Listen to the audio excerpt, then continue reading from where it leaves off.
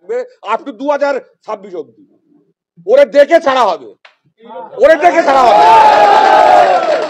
দেখি ওর কত দম আছে, আর দল ওরে কত সাপোর্ট দেয় আমাদের জেল ছাড়াতে পারে দেখি। মিথ্যে ভাবে এই লোকটাকে সাসপেন্ড করেছে, আমার বয়ে গেছে আমাকে সাসপেন্ড করে দেখ, আমার কিছু যায় আসে না, আমার বয়ে গেছে।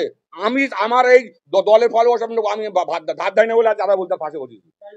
আজকের আরাবুলদার পাশে বসেছি এই কারণে যে আমার যা ব্যবস্থা নেয়নি, আমি এই লোকটার পাশে আছি, আমি এই লোকটার পাশে থাকবো। দেখি ও কত বড় দম আছে, ও কি করে ভাঙড়ে সাধারণ মানুষকে নিয়ে বলছে এই করবে সেই করে, তো করে দেখাক, করে দেখাক, সবাই জানে, ওর থেকে জানে। ভাঙড়ের যিনি আছেন দল দল দল মনোনীত বলে এখন বিরাট কিছু করছে, আমরা কি করি? আমার অপরাধটা কি? আমার অপরাধটা কি যে আমার বাড়িতে গিয়ে আমার মার্ডার করে দেবে, খুন করে দেবে, হুমকি দেখাচ্ছে লোকজন নিয়ে, তার ভিডিও পুলিশকে দিচ্ছে, পুলিশ অ্যাকশন নেয়নি, এখনো কেস হয়নি।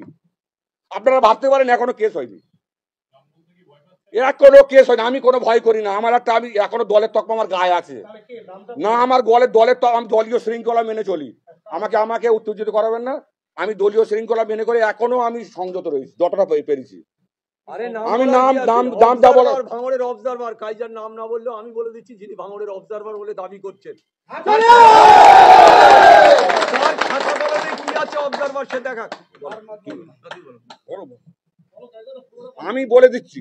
সুতরাং পরিষ্কার ভাবে প্রশাসনের কাছে আবেদন করছি, নিবেদন করছি, যার নির্দেশে আমার অফিস ভাঙচুর এবং আমার বাড়িতে অ্যাটাক, এদের বিরুদ্ধে যদি ব্যবস্থা না নেয়, আমার সামনে তো হাইকোর্ট খোলা আছে, যারা বিরোধীরা তারা তো বেঁচে রয়েছে আইনের আশ্রয় নিয়ে, তো আমাকে শেষমেশ সেই পথে হাঁটতে হবে।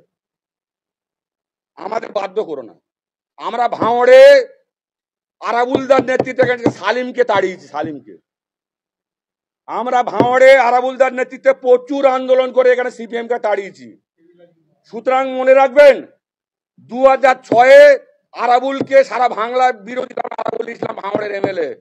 মনে রাখবেন ভাঙড়ের মানুষের রক্তে অন্যরকম তেজ রয়েছে। তুমি ওই জীবনতলা থেকে এসে শোভা করবো বাপের বেটা, হ্যাঁ এইসব ডায়লগ মারবার মনে করবে যে এসব হবে না। পারলে কিছু করে দেখাবে, মার্ডার করবে তো, খুন করবে, জেল কাটাবে তো, অত সোজা না।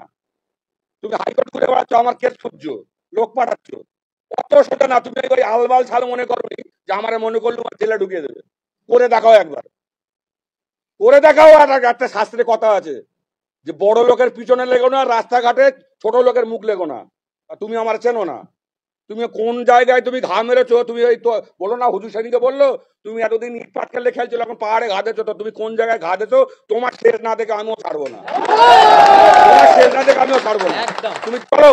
তুমি চলো এখানে। সাধারণ মানুষ আমাদের সাথে রয়েছে, তৃণমূল কংগ্রেসের মানুষ আমাদের সাথে, ইভেন অন্য যারা দল করে তারাও আমাদেরকে ভালোবাসে। তাদের যদি ভালোবেসে আজকে ডাকা হতো তাহলে এত হই হই করতে হতো না, আরামসে আমরা এখানে জিতে যেতাম। আমরা ভোটে জিতে দেখাইনি, তুমি বড় একেবারে ভোট করুয়া লোক এসছো, আর আমরা এখানে কলাগুলো ছিটতাম। হ্যাঁ, আজকে তো সবে মাত্র জেলা থেকে স্কট গুলো চলে গেছে, সবাই তো খবর পাচ্ছ, ফেসবুক মিডিয়া দেখতে পাচ্ছ। আগামী দিনে এই অত্যাচারী খুনি এর হাত থেকে অনেক কিছু যাবে, এর পাপের ফল এ ভোগ করবে এবং তোয়া চিন্তা করবে।